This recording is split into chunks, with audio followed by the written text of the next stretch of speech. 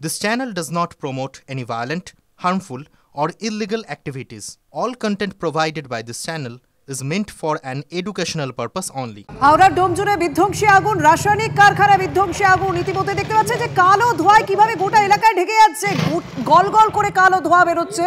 ঘটনাস্থলে এই মুহূর্তে দমকলের 15টি ইঞ্জিন, কেমিক্যাল কারখানা, রাসায়নিক কারখানা, মানে আগুন ছড়িয়ে পড়ার একটা আশঙ্কা থাকে। আমার সঙ্গে রয়েছে সহকর্মী সুব্রত। সুব্রত, কিভাবে পরিস্থিতি সামাল দেওয়ার চেষ্টা করা হচ্ছে? দেখো, একেবারে ফাঁকা এলাকা, ওএনজিসির এই কারখানা, কেমিক্যাল কারখানা, প্রচুর কেমিক্যাল মজুদ ছিল যেখানে অগ্নিকাণ্ড ঘটেছে এবং আগুনের যে বিভৎসতা তা কিন্তু ছবিতেই স্পষ্ট। দূর থেকে দেখা যাচ্ছে সেই আগুনের কালো ধোঁয়া এলাকা ঢেকে গিয়েছে এবং মাঝে মাঝে আগুনের যে বিস্ফোট তাও কিন্তু হচ্ছে। এই মুহূর্তে ঘটনাস্থলে দমকলের 15টি ইঞ্জিন এবং তাদের কর্মীরা তারা কিন্তু আগুনকে নিয়ন্ত্রণে আনার চেষ্টা করছে। তবে যে পরিমাণে আগুন লেগেছে, জোরে হাওয়া দেওয়ার জন্য আগুন কিন্তু স্প্রেড করছে পার্শ্ববর্তী এলাকায় এবং আগুনকে দ্রুত নিয়ন্ত্রণে আনার চেষ্টা চালাচ্ছে দমকল কর্মীরা। একটু তোমাকে থামাই, আমি দর্শকদের শোনাতে চাই আওয়াজটা, যেভাবে বিস্ফোরণের আওয়াজ হচ্ছে ভেতর থেকে, গল গল করে কালো ধোঁয়া, বিধ্বংসী আগুন, তার উপর বিস্ফোরণের আওয়াজ।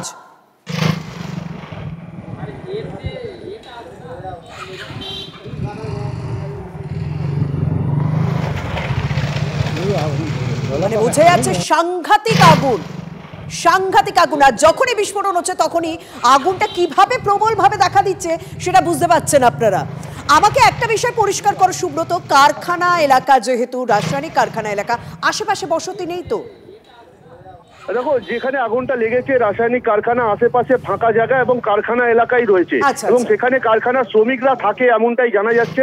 তবে যেভাবে বিধ্বংসী আগুন হাওয়ার জন্য ছড়াচ্ছে তাতে করে কিন্তু পরবর্তীকালে দমকলের যে ইঞ্জিন সংখ্যা তা অবশ্যই বাড়তে পারে এমনটাই মনে করা হচ্ছে। তুমি নজর রাখো, পরিস্থিতির দিকে নজর রাখো, আমরাও নজর রাখছি। ডোমজুড়ে রাসায়নিক কারখানায় বিধ্বংসী আগুন, কালো ধোঁয়ায় ঢেকে গেছে এলাকা। মুর্শিদাবাদে ঘটনার পুনরাবৃত্তি এবার উত্তর দিনাজপুরে। রায়গঞ্জের একটি পরিবারের সদস্যদের মারধর করে বাড়ি লুটের অভিযোগ দুষ্কৃতীদের বিরুদ্ধে। আক্রান্ত পরিবারের অভিযোগ, মুর্শিদাবাদে ঘটনার পর থেকেই লাগাতার হুমকি চলছিল। আজ সকালে হঠাৎ হামলা চালায় দুষ্কৃতীরা। প্রাণ বাঁচাতে বাড়ি ছেড়ে চম্পট দেন আক্রান্তরা। বনগাঁয় বোমা উদ্ধার ঘিরে চাঞ্চল্য। আজ সকালে কমলাপুরে রাস্তার পাশে বোমাটি পড়ে থাকতে দেখেন স্থানীয়রা। খবর পেয়ে ঘটনাস্থলে পৌঁছে বনগাঁ গারাপোতা ফাঁড়ির পুলিশ বোমাটি উদ্ধার করে নিষ্ক্রিয় করার কাজ চলছে। নাবালক ছেলের সামনে স্ত্রীকে খুনের অভিযোগ, স্বামীকে ফাঁসির সাজা শোনালো আদালত। 2023 সালে ময়নাগুড়ির সরকার পাড়ায় স্ত্রীকে কুড়ুল দিয়ে কুপিয়ে খুনের অভিযোগ ওঠে স্বামী সুজিত দে ভৌমিকের বিরুদ্ধে। স্বামীর বিবাহ বহির্ভূত সম্পর্কে আপত্তি করায় স্ত্রীকে খুন করে সুজিত। বাধা দিলে শ্বশুর শাশুড়িকেও খুনের চেষ্টার অভিযোগ ওঠে অভিযুক্তের বিরুদ্ধে। ঘটনাকে বিরলের মধ্যে বিরলতম আখ্যা দিয়ে ফাঁসির নির্দেশ জলপাইগুড়ি জেলা ও দায়রা আদালতে। পানীয় জলের দাবিতে গোপীবল্লভপুরে পথ অবরোধ।